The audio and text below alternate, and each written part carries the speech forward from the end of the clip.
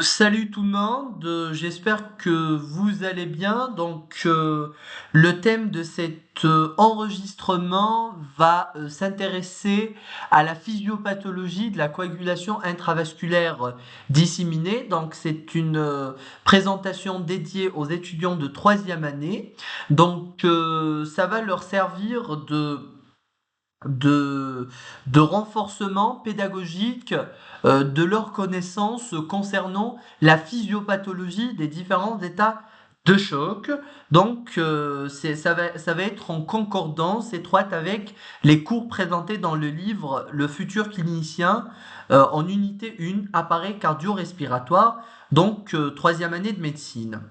Alors, on va commencer par définir ce que c'est la CIVD ou la coagulation intravasculaire disséminée. Il faut bien savoir que la CIVD en coagulation intravasculaire disséminée, il s'agit d'un trouble ou d'une perturbation acquise de l'hémostase. Donc c'est un syndrome acquis caractérisé par une activation systémique généralisée. Donc c'est un syndrome systémique qui va intéresser tous les organes, tout notre organisme et incontrôlé avec une activation exagérée de la coagulation dans la circulation sanguine. Et cette activation abusive, exagérée, importante de la coagulation dans la circulation sanguine va s'accompagner d'une complication hémorragique. Donc il va y avoir association de deux phénomènes paradoxaux, phénomène de coagulation excessive et phénomène hémorragique.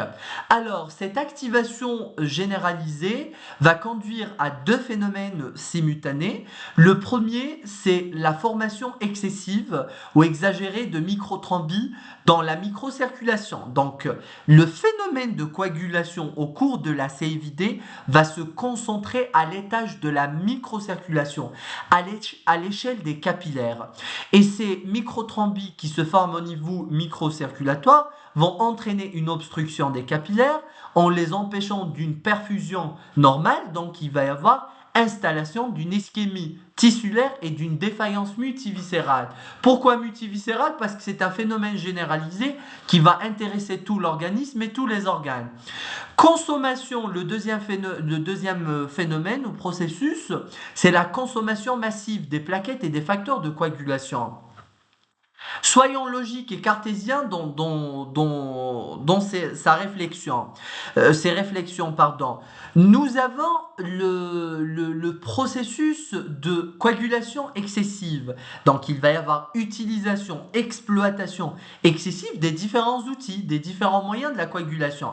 Les principaux moyens de la coagulation sont les facteurs de la coagulation et les plaquettes. Donc, s'il y a une consommation massive des plaquettes et des facteurs de coagulation, ce phénomène de coagulation excessive va se compliquer d'un syndrome hémorragique secondaire. C'est un syndrome hémorragique consécutif à quoi? Consécutif à une surconsommation des moyens, des outils de la coagulation, qui sont les plaquettes et les différents facteurs de la coagulation, aboutissant à une déplétion en ces outils-là. Donc il va y avoir un syndrome hémorragique parce que nous n'avons plus d'agents, nous n'avons plus de moyens, nous n'avons plus d'outils de la coagulation. Et donc ce processus ne pourra ainsi pas se faire parce qu'il s'est fait exagérément un peu plus tôt.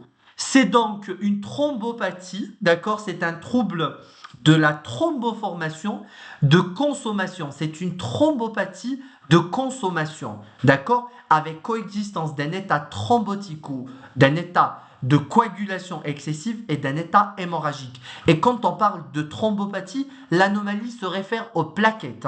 C'est une thrombopathie, donc ça se réfère aux plaquettes. De consommation, il va y avoir une thrombopénie de surconsommation avec coexistence d'un état thrombotique et d'un état hémorragique en même temps. Ces deux phénomènes paradoxaux qui vont coexister. Maintenant, on va se lancer dans la physiopathologie qui est l'objectif capital de cette présentation.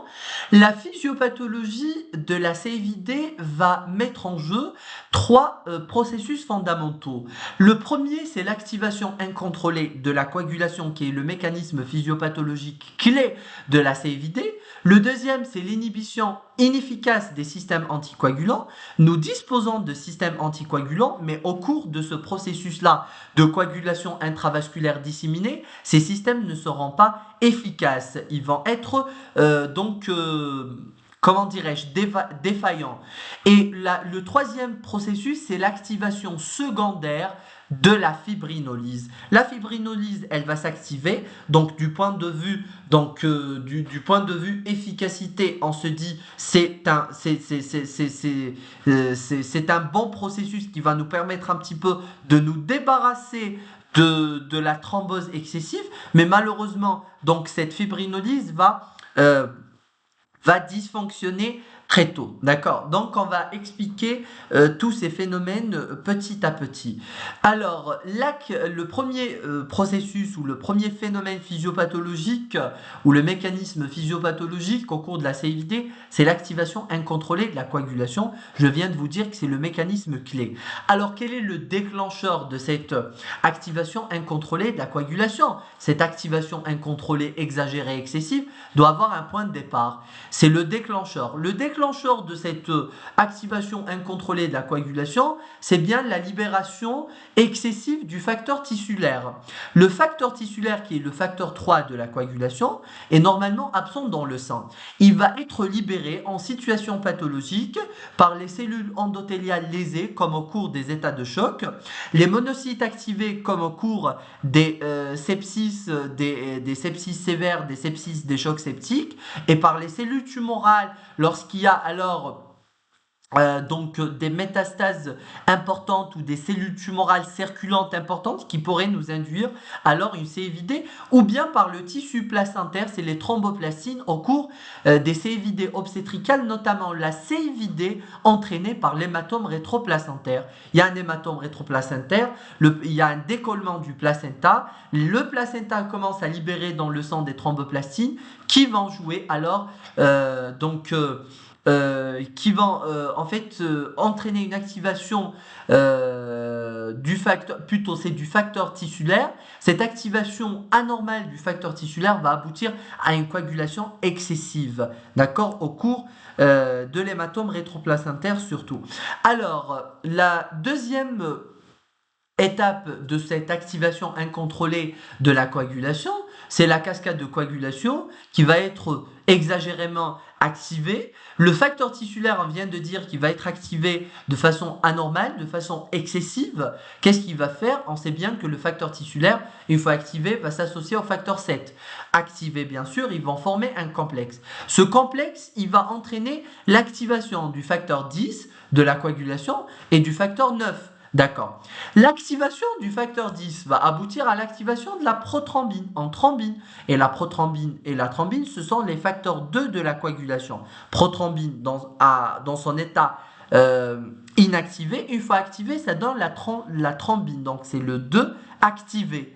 La thrombine est la molécule clé. C'est elle qui va induire alors cette coagulation excessive. Pourquoi? Elle va commencer par convertir le fibrinogène en fébrine, donc elle va permettre la coagulation, d'accord, la consolidation des cailloux ou des cailloux plaquettaires par de la fébrine, activation des plaquettes aussi, et bien sûr auto-entretien de sa propre production en activant les facteurs 5, 8, 11 et 13.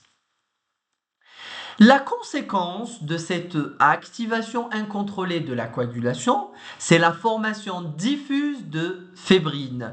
Donc il va y avoir des microthrombis fibrineux. Ces microthrombis fibrineux, d'accord, ils ont un siège de prédilection où ils vont se déposer, qui est la microcirculation. C'est les capillaires de multiples organes, et le plus souvent ce sont des organes qui résistent peu, qui sont vitaux, qui sont importants, c'est les reins, le foie, le cerveau, les poumons et les surrénales. Si nous avons des microthrombis qui s'installent et qui se déposent au niveau des capillaires, il va y avoir une hypoperfusion, voire une aperfusion, d'accord, de ces organes.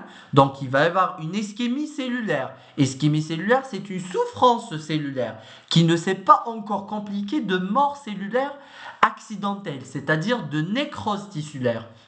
Il va y avoir installation d'une ischémie cellulaire avec hypoxie. Les cellules sont mal perfusées, elles ne sont pas bien approvisionnées en oxygène et en nutriments. Et puis, si cet état se maintient et persiste, il va se compliquer de nécrose tissulaire, c'est-à-dire c'est ces parties-là, privées d'une perfusion efficace et suffisante, qui vont se nécroser. Le deuxième mécanisme physiopathologique de la coagulation intravasculaire disséminée, c'est l'échec des systèmes anticoagulants naturels. Nous avons donc assisté à une activation incontrôlée, exagérée de la coagulation. Si l'on avait des systèmes anticoagulants naturels efficaces, on ne serait pas arrivé à une situation aussi grave qu'est la CVD. Alors, en conditions physiologiques, nous avons trois systèmes qui limitent la coagulation, qui rendent de cette coagulation physiologique. Ils régissent la coagulation de façon à ce qu'elle ne soit pas exagérée, à ce qu'elle ne soit pas supraphysiologique. Quels sont les principaux systèmes anticoagulants naturels dont notre organisme dispose pour maintenir une hémostase correcte? C'est le système de la protéine C, de la protéine S et de la thrombomoduline. Le deuxième système, c'est l'antithrombine 3. Et le troisième système, c'est l'inhibiteur de la voie du facteur tissulaire qui, lorsqu'il est efficace, il va nous éviter toutes ces complications-là liées à un facteur tissulaire exagérément libéré dans le sang par les cellules endothéliales, par le placenta et par les cellules tumorales et autres. D'accord. Sur ce tableau, je vous ai représenté le rôle de ces différents facteurs anticoagulants, de ces facteurs anticoagulants ou de ces anticoagulants naturels de notre organisme, leur rôle physiologique, c'est-à-dire en situation physiologique, qu'est-ce qu'ils assurent comme fonction et comme rôle, et au cours de la CVD, pourquoi est-ce qu'ils sont défaillants, d'accord? Quel est le souci qui s'est posé et qui a rendu ces systèmes-là inefficaces, alors qu'ils auraient nous évité toutes ces complications de la coagulation? Alors, le système de la protéine C, c'est de la protéine C associée à de la protéine S et à la thrombomoduline. Le rôle de ce système est d'inhiber la coagulation à travers l'inhibition des facteurs 5A activé et du facteur 8 activé. Au cours de la CVD, pourquoi est-ce que ce système devient-il inefficace? Il est effondré parce que nous avons de la thrombomoduline qui va être détruite par l'inflammation endothéliale, par les cellules endothéliales qui s'activent, par les lésions endothéliales qui vont faire que toute la thrombomoduline présente dans le sang soit détruite et dégradée.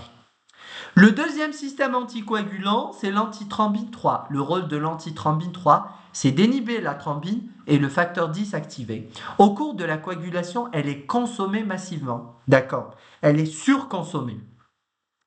Et le troisième système anticoagulant, c'est l'inhibiteur de la voie du facteur tissulaire qui, lorsqu'il inhibe la voie de signalisation du facteur tissulaire, va réussir à inhiber toute cette coagulation excessive.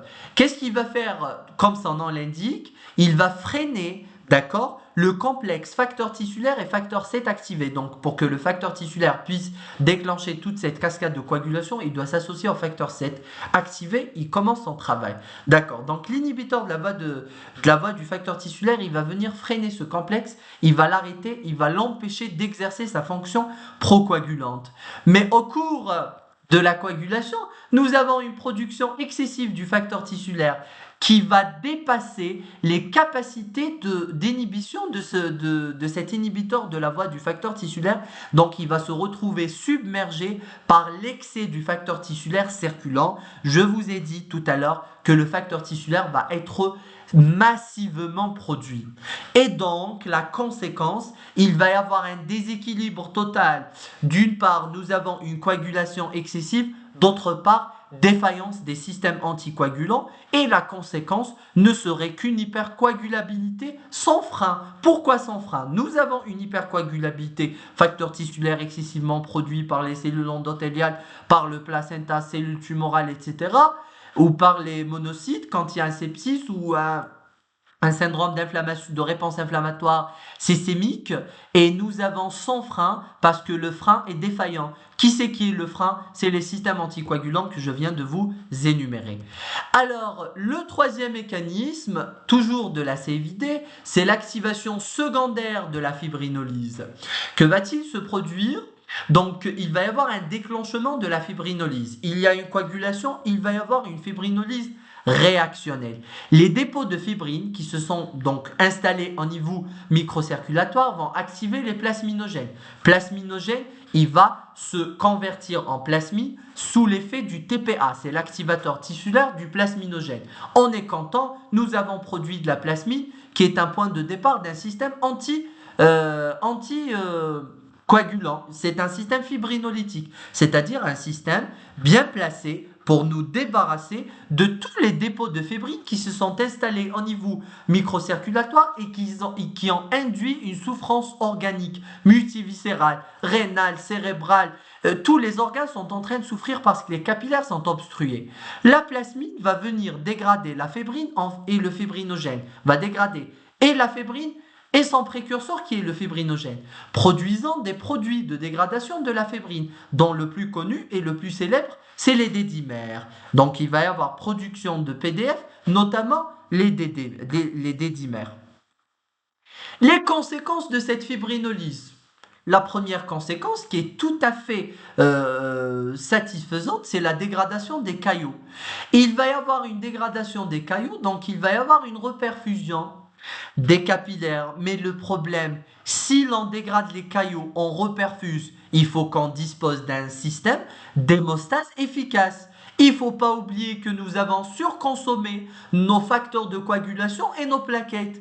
Par conséquent, cette dégradation des caillots va aggraver le risque hémorragique. Il va y avoir donc le risque hémorragique va déclencher une hémorragie. Pourquoi? Parce que j'ai dégradé mes caillots de fibrine, mais je n'ai pas de système qui va contrecarrer, d'accord, cette action fibrinolytique. En fait, dans l'hémostase, il y a un équilibre entre hémorragie et thrombose. Mais là, nous avons surconsommé tous les moyens, tous les outils, tous les acteurs de la coagulation, c'est-à-dire ceux qui préviennent, ceux qui forment la thrombose et qui préviennent l'hémorragie, et nous sommes en train, d'autre part, de favoriser la fibrinolyse, de dégrader ces caillots de fibrine, et on n'a pas d'outils pour les reconstituer. On est en train de nous exposer à un risque hémorragique puissant. Et d'autre part, inhibition de la polymérisation de fibrine, c'est-à-dire même si je serais dans le besoin de synthétiser de la fibrine pour faire face à un éventuel risque hémorragique ou à une éventuelle hémorragie, il y a les PDF qui sont produits en excès. Pourquoi? Parce que j'ai beaucoup de fibrine. Je dégrade cette fibrine par cette activation secondaire de la fibrinolyse. Donc j'aurai beaucoup de PDF dans le sang. Ces PDF vont exercer un rétrocontrôle négatif sur la synthèse de la fibrine. Ils vont inhiber la polymérisation de la fibrine. Par conséquent, il va y avoir une inefficacité de la coagulation. La coagulation va s'arrêter au stade de plaquettes. Je ne peux pas faire ma fibrinoformation. Pourquoi? Parce que les PDF inhibent par boucle de rétrocontrôle négatif la synthèse de la fibrine ou la transformation du fibrinogène en fibrine. La troisième conséquence de cette activation secondaire de la fibrinolyse, c'est l'épuisement du plasminogène et du TPA à long terme. C'est-à-dire, même si il y a cette fibrinolyse qui m'a permis alors de me débarrasser des dépôts de fibrine au niveau microcirculatoire.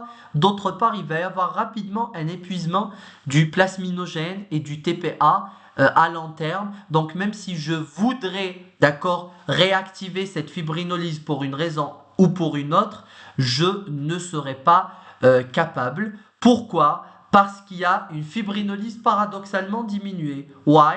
Parce qu'il y a un épuisement du plasminogène. Voilà, s'il n'y a pas le plasminogène, il n'y a pas la plasmine. S'il n'y a pas la plasmine, il n'y a pas,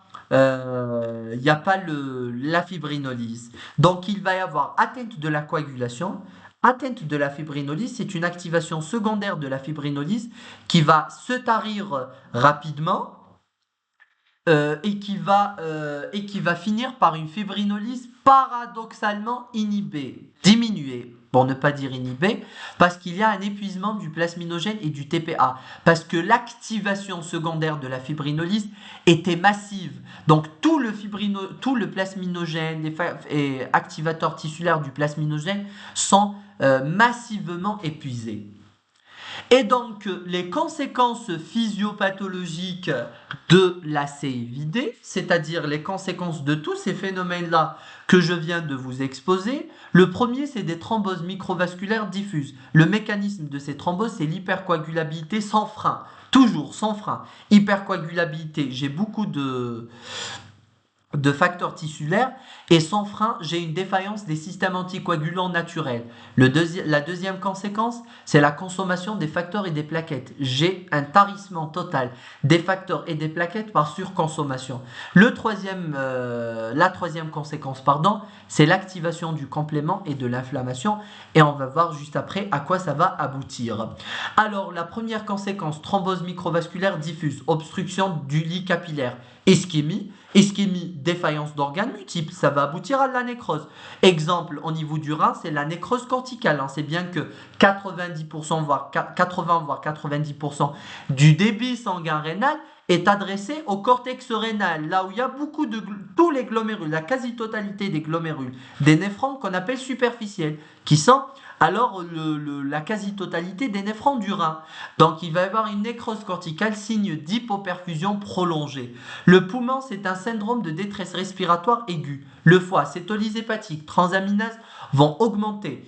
Et le cerveau, trouble de la conscience, des convulsions qui pourraient arriver jusqu'au coma.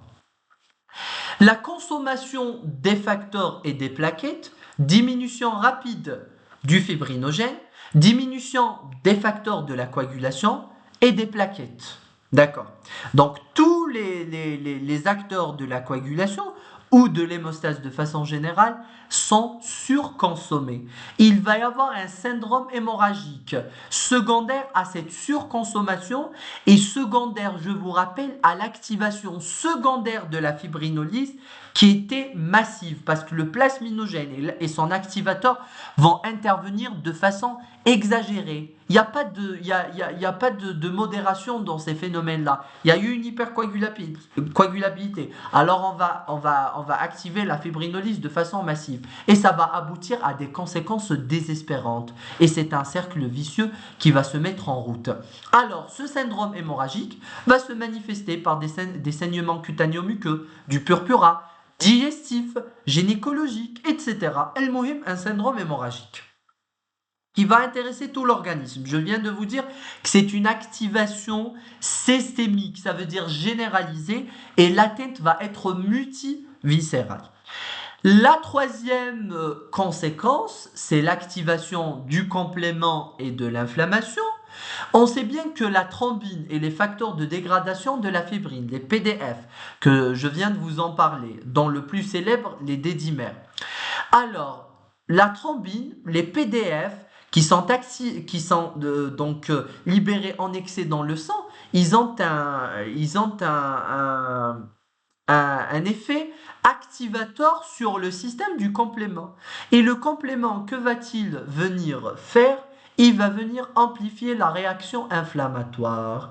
La réaction inflammatoire, c'est un facteur d'aggravation de l'activation endothéliale, des lésions endothéliales et de l'activation endothéliale. Activation endothéliale, ça va nous déposer encore du facteur tissulaire. Si ça nous dépose encore du facteur tissulaire dans le sang, c'est l'hypercoagulabilité qui va se pérenniser.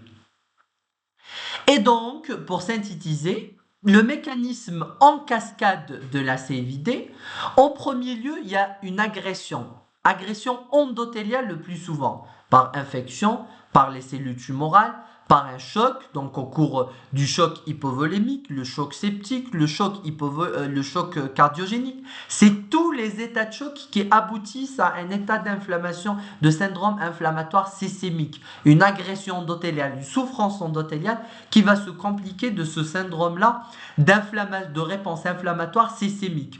Hématome rétroplacentaire, c'est le placenta qui se met et qui s'amuse à libérer dans le sang des thromboplastines. Et ça va aboutir à la CIVD. Et c'est la cause de mortalité maternelle par hématome rétroplacentaire. Libération du facteur tissulaire dans le sang, les هو الهم الكبير. Qu'est-ce qu'il va faire dans le sang? Activation massive de la coagulation. Thrombine, fibrine, massivement déposées dans le sang. Plus précisément, à l'étage microcirculatoire, à l'échelle des capillaires, formation de microthrombie disséminée. Qui c'est qui va souffrir par conséquent? C'est les organes. Il va y avoir donc les organes qui souffrent par hypoperfusion. Si cette hypoperfusion se maintient très longtemps, il va y avoir de la nécrose corticale rénale, il va y avoir donc un syndrome de détresse respiratoire, il va y avoir une souffrance neurologique, des troubles de la conscience qui peuvent se solder par un coma. Et donc, par la suite, du fait que le processus où l'activation de la coagulation était massive, était exagérée et puissante, il va y avoir une surconsommation des plaquettes et des facteurs de la coagulation. Par la suite, du fait qu'il y a eu donc un dépôt massif de fébrine ou de microthrombie de fébrine au niveau des capillaires, il va y avoir une activation réactionnelle de la fibrinolyse. La fibrinolyse ne va pas agir longtemps et elle va agir malheureusement exagérément. Et elle va exposer à un risque hémorragique énorme. Et donc, il va y avoir par conséquent association de thrombose, d'hémorragie et de défaillance multiviscérale. Thrombose, c'est l'hypercoagulabilité sans frein. L'hémorragie, c'est surtout la surconsommation des plaquettes et des facteurs de la coagulation associés à l'activation secondaire et massive de la fibrinolyse. La défaillance multiviscérale, c'est les microthrombes qui se sont installées au niveau des capillaires. J'espère que vous avez bien compris. Alors, pour clôturer cette présentation, il faut bien savoir que la CVD est une activation systémique de la coagulation. Ce n'est pas une maladie primaire du sang, mais une réponse anormale à une agression. L'agression peut tirer origine de plusieurs désordres, un désordre infectieux, tumoral, gynécologique par hématome rétroplacentaire, un choc hypovolémique, un sepsis, etc. La thrombine est l'acteur central. Si l'on active exagérément la thrombine, c'est la cascade de la coagulation qui va se mettre en route et elle va se mettre en route malheureusement de façon abusive. Elle va transformer le fibrinogène en fébrine. Il va y avoir un dépôt excessif de fibrine au niveau des capillaires, activation des plaquettes et des facteurs de la coagulation qui vont être surconsommés et c'est l'une des raisons donc du syndrome hémorragique secondaire. Les inhibiteurs physiologiques sont dépassés, surtout la protéine C et l'antithrombine 3, même l'inhibiteur du facteur tissulaire, parce qu'il y a une surproduction du facteur tissulaire devant alors le taux de l'inhibiteur du facteur tissulaire dans le sang. La fibrinolyse activée va exposer aux hémorragies. Donc les PDF vont inhiber la coagulation. Comment vont-ils inhiber la coagulation? Ils vont inhiber la polymérisation de fébrine, détruisent la fébrine. Donc la CVD, pour résumer en un mot, c'est une coagulation associée à une fibrinolyse simultanée. D'accord, fibrinolyse, mais fibrinolyse, coagulation intense, fibrinolyse massive. D'où le double tableau. La coagulation, hatatina, des thromboses au niveau microcirculatoire, donc installation d'un tableau de défaillance multiviscérale et le risque hémorragique, hémorragie digestive, hémorragie cutanéo-muqueuse, hémorragie gynécologique, hémorragie cérébrale. C'est des saignements qui peuvent se produire un peu partout dans notre organisme. Pourquoi? Parce qu'il va y avoir une fibrinolyse exagérée associée à une défaillance de la coagulation. C'est une thrombopathie de surconsommation. Nous avons surconsommé à la fois tous nos acteurs de la coagulation et donc dès que cette fibrinolyse massive survient, on n'arrive pas à y faire face. Pourquoi? Parce que nous n'avons pas d'outils suffisants. D'accord, j'espère que c'est compris. Alors, au cours de la CVD, ça va commencer par une hypercoagulabilité, d'accord, par une hypercoagulation, pardon. Donc, c'est une coagulation excessive.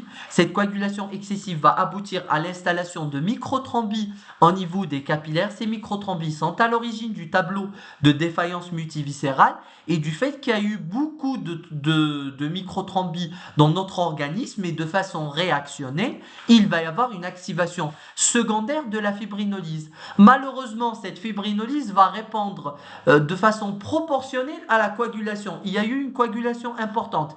Il va y avoir conséquemment une fibrinolyse importante. Cette fibrinolyse-là va nous exposer au risque hémorragique. Pourquoi? Parce que d'une part, elle est généralisée et importante, d'autre part, nous n'avons pas de moyens de coagulation pour pouvoir reconstituer notre hémostase. Pourquoi? Parce qu'il y a eu une surconsommation de plaquettes et de facteurs de coagulation.